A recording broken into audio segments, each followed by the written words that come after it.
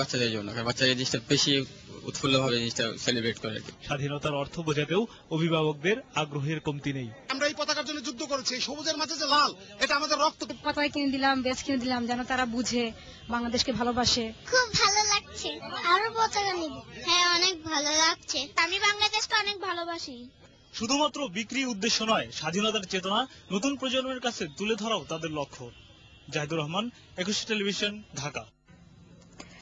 এবার মুক্তিযুদ্ধে বঙ্গবন্ধুর ভূমিকা নিয়ে প্রশ্ন তুলেন বিএনপি মহাসচিব খন্দকার দেলোয়ার হোসেন।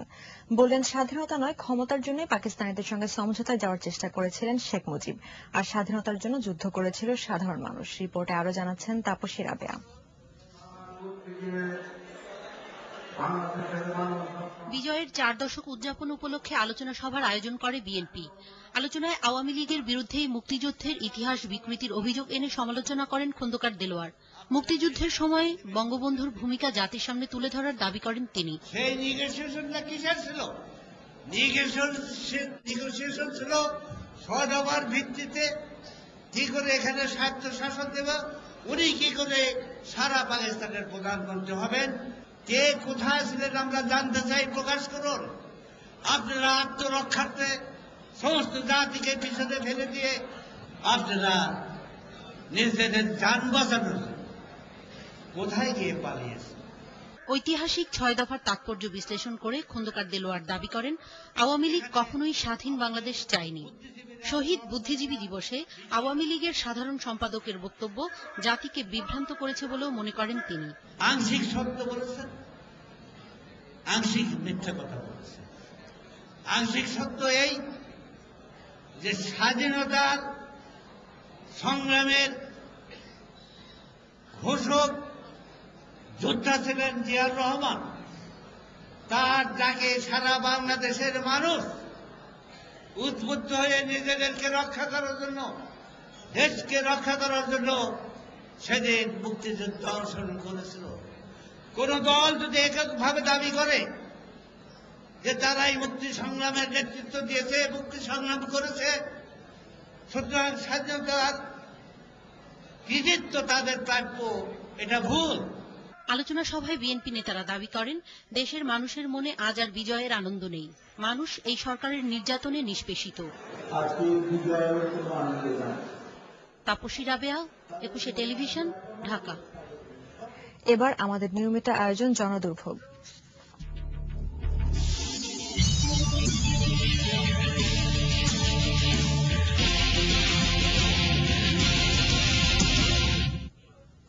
কোন ধরনের অনুমোদন ছাড়াই গুলশান নিকেতনের একাধিক ভাড়া ভবনে চলছে সাউথ পয়েন্ট স্কুল অ্যান্ড কলেজের কার্যক্রম। আর তাই প্রতিদিন হাজার হাজার শিক্ষার্থীর গাড়ি জটে নাকাল এলাকাবাসী। শিগগিরই ব্যবস্থা নেবার কথা বলছে শিক্ষা অধিদপ্তর আর রাজুক। লুক ডায়াসের ক্যামেরায় অখিল পোদ্দারের রিপোর্ট। ক্লোজ সার্কিট ক্যামেরা দ্বারা নিয়ন্ত্রিত রাজধানীর একমাত্র পরিকল্পিত আবাসিক এলাকা গুলশান নিকেতনে প্লট রয়েছে 565টি। রাজুকের নকশায় স্কুল কলেজের জন্য নির্দিষ্ট কোনো জায়গা বরাদ্দ না থাকলেও নিকেতনের একাধিক বহুতল ভবনে চলছে সাউথ পয়েন্ট শিক্ষা প্রতিষ্ঠানের কার্যক্রম। প্রতিদিন 3 থেকে 3,500 শিক্ষার্থীর প্রায় 2,500 ব্যক্তিগত গাড়ি রাস্তা জুড়ে পার্কিং করায় তীব্র যানজটে অতিষ্ঠ এলাকাবাসী। উচ্চকিত হর্ন, কোন সিক বা বয়স্ক লোক থাকলে সে সিক হয়ে যাবে। আমি আমার বাড়ি থেকে বেরোতে লাগে আধা ঘন্টা এবং ঢুকতে লাগে আধা ঘন্টা। এটা কোনো বসবাসের মতো পরিস্থিতি না। বাইরের থেকে প্রচুর গাড়ি রিক্সা নিকেতনে প্রবেশ করায় একদম ডেড লক হয়ে যায় রাস্তাগুলি। হামিদ আলী একজন সচেতন টিচার, অনেকদিন আগে থেকে অনেকে সবাইকে চেনে, কিন্তু সে যে কাজগুলো টোটালি করে যাচ্ছে, অ্যাকচুয়ালি এটা সচেতনতা নাই। সকাল থেকে 2টা-3টে পর্যন্ত কোন কোন দিন গাড়ির ভিড় থাকে, বাড়ির সামনে গাড়ি রাখে। নিকেতন থেকে বেরোচ্ছে সব স্কুলের গাড়িগুলা, সব গুলশান একেও যাচ্ছে। এই জ্যামটাও কিন্তু পড়ে যাচ্ছে হইলো এই সাউথ পয়েন্ট স্কুলের কারণে। রিকশাওয়ালার সাথে গাড়িওয়ালার সাথে দারোয়ানের এরকম অনেক গন্ডগোল হইতেছে এবং মারামারি পিটাপিটি অনেক কিছু হয়েছে। স্কুল অ্যান্ড কলেজটি যে অননুমোদিত তা স্বীকার করেন প্রতিষ্ঠানের অধ্যক্ষ। না, এইখানে স্কুল করার অনুমোদন ওইভাবে আমরা পাইনি, আমরা লিখিও নাই সিটি কর্পোরেশনকে। না, রাজুকেও লিখি নাই। স্কুলটি সরিয়ে নেবার দাবিতে এরই মধ্যে নিকেতন সোসাইটি শিক্ষা মন্ত্রণালয়ে আবেদনও করেছে।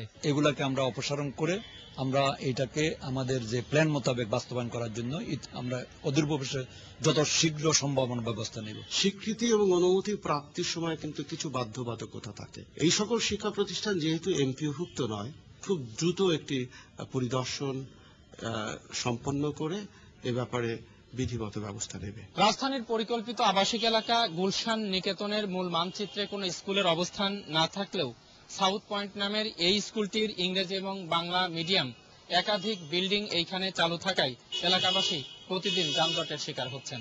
প্রিয় দর্শক, আপনার চারপাশে নানা সমস্যা আর ভোগান্তির চিত্র তুলে ধরবে 21 টেলিভিশন। এসব তথ্য জানাতে ফোন করুন, এই নম্বরে পৌঁছে যাব। আমি অখিল পোদ্দার, আর 21 টেলিভিশনের ক্যামেরা আপনাদের দুর্ভোগ দুর্দশায় সবসময় পাশে আছে 21 টেলিভিশন। এবার পূবালী ব্যাংক কৃষি সংবাদ।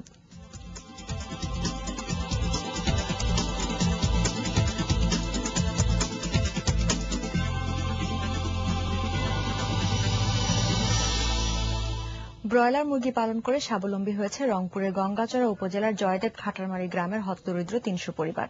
প্রতি মাসে গড়ে তারা আয় করছেন 3 থেকে 4 হাজার টাকা। বেসরকারি উন্নয়ন সংস্থা RDRS বাংলাদেশের আর্থিক সহযোগিতায় প্রত্যেকে 50টি মুরগির বাচ্চা দিয়ে শুরু করেছিল মুরগি পালন। 1 বছরের মধ্যে তাদের মুরগির সংখ্যা দাঁড়িয়েছে 150 থেকে 200। খামারিরা জানালেন এজন্য আলাদা কোনো জায়গার প্রয়োজন নেই। বসত ভিটার এক কোণায় অল্প জায়গাতেই মুরগি পালন করা যায়। ব্রয়লার মুরগির চাহিদা বেশি হয়, ভালো দামও পাচ্ছেন তারা।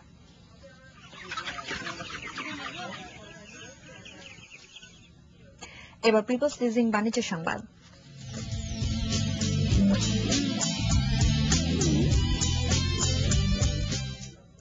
ফেব্রুয়ারি নাগাদ বাংলাদেশকে বাজেট সহায়তা হিসেবে $100 কোটি দেবে আন্তর্জাতিক মুদ্রা তহবিল IMF।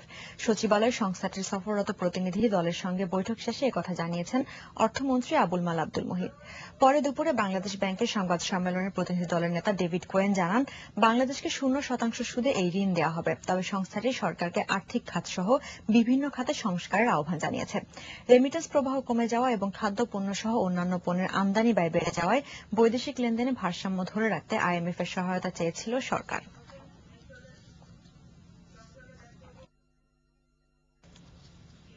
আন্তর্জাতিক আস্থা ভোটে ইতালির প্রধানমন্ত্রী সিলভিও বার্লুসকোনির বিজয়ে রাজধানী রোমে ব্যাপক বিক্ষোভ হয়েছে। এই ঘটনায় আহত হয়েছে কমপক্ষে 90 জন। আহতদের মধ্যে 40 বিক্ষোভকারী এবং 50 জন পুলিশ কর্মকর্তা রয়েছেন। রোম সহ ইতালির বড় শহরগুলোতে প্রতিবাদ বিক্ষোভে অংশ নেয়।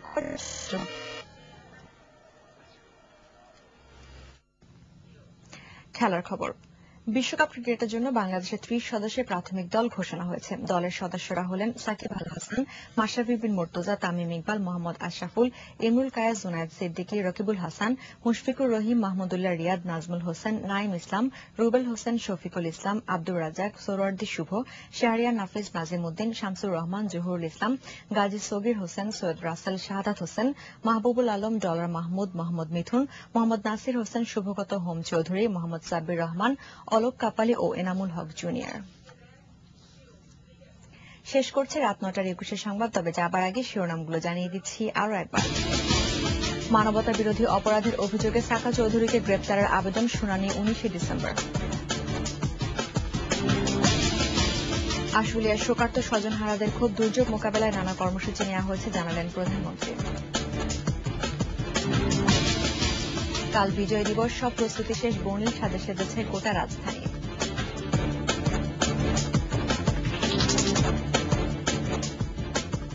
দর্শক, 21 টেলিভিশনের সর্বশেষ খবর জানতে যে কোনো মোবাইল থেকে ডায়াল করুন 2021 নম্বরে। এছাড়াও লগ অন করতে পারেন www.21tv.com এই ওয়েবসাইটে। এতক্ষণ সঙ্গে থাকার জন্য ধন্যবাদ। পরবর্তী সংবাদ রাত 11টায় দেখার আমন্ত্রণ রইল। শুভরাত্রি।